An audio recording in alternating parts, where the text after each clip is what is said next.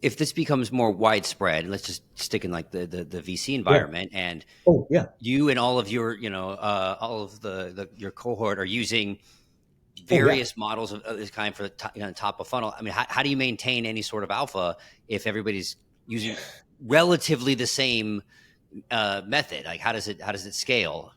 Yeah. It's a very good question. I think uh, I am actually pretty bullish on this one. One, I would love to see more firms using data. What that really means at the end of the day is founders that really have the vision and building a great team will get founded. And it becomes less dependent on, hey, who I know versus do you have the right vision and the right team to be able to accomplish something? They are likely to get funded. So I think it's a win for the overall industry if more teams become data driven.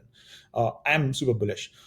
So the second thing that I'd really like to hit on is the fact that like any data strategy is a compounding advantage, right? Like where we started off like 6, 7 years back, and Colin going all the way back to 10 years, like what we did then to what we did now is usually building on a lot of the stuff that we started off with. So it's not like you get up one day morning and be like, hey, yeah, today I'm going to use data and it's just going to be as good. It's usually going to be very iterative. You're going to go through multiple steps. You learn something doesn't work. You then learn that this avenue is amazing and you start building on it. Just to give you an example, right? So LLMs, when we started experimenting with it last year, the use cases were pretty small. Like we said, okay, this is good, mostly because the prices were so expensive that we couldn't run it on larger data sets that we wanted to. And it's weird because VC is a very exploratory phase. What I mean by that is there's a lot more, like it's not like you just know I need to run it only on these 10 things. It's you have to run it on the entire universe to understand what's happening here. So it's That's it, just the entire close universe. like close to 80% of the data is unstructured in the VC space, and only 10% is actually structured in any usable format. And most people are like using that 10 to 15% to actually use the data, and the 90% of the data is usually just left untouched because there's no structure, there's no way to actually use it before. So a lot of the stuff that we've been building on is like, how do we structure them? How do we make sense of them? How do we actually use them? How do we fine tune models to be able to do this consistently over and over again? And building all these small things. So like in the last 6 months, like the amount of newer fine-tuned models that we were able to push out was much more higher than what we've been able to do in the last 2 years, a year and a half at least. So And you almost, from the public markets to VC, it was yes, highly, you could say, lot argument, efficient market hypothesis yeah, versus artisanal private, apprenticeship model. Like, that was the two ends of the spectrum. yeah.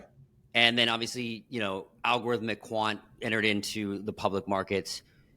Does, with the advent of AI and the fact that you said 80% was unstructured, and us being able to slowly digest and turn that into, is VC and the private markets going to start looking more public, efficient market ish, in kind of looking that way, with the fact that we can start taking more of a data driven approach to it?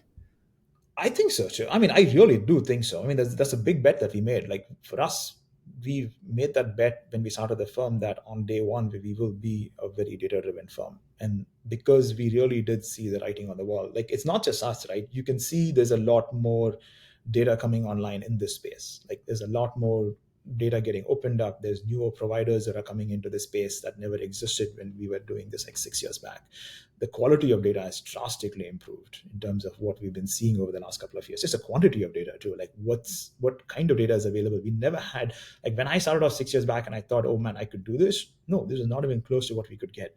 So you're seeing the space like adding more data, and you're seeing the larger firms like I like most of the large VC firms have a data strategy. They have a head of data science. We had, like I said, you could see there's so much of like, I'll give you a good idea, like just in terms of newsletters and how people are engaged and these various surveys that are going on, you can clearly see that every firm is investing in this space. They really do see the space moving into more into this region. The question is, like there's two different ways of doing it. You can either do this grounds up when you're starting the firm, be data driven, or then you have like a data driven strategy to your existing, and how do you work that into your overall workflows. uh, I think both are amazing because now you're giving opportunities to be more objective about a lot of these different things, and it both have their pros and cons. Like that's usually how it always goes.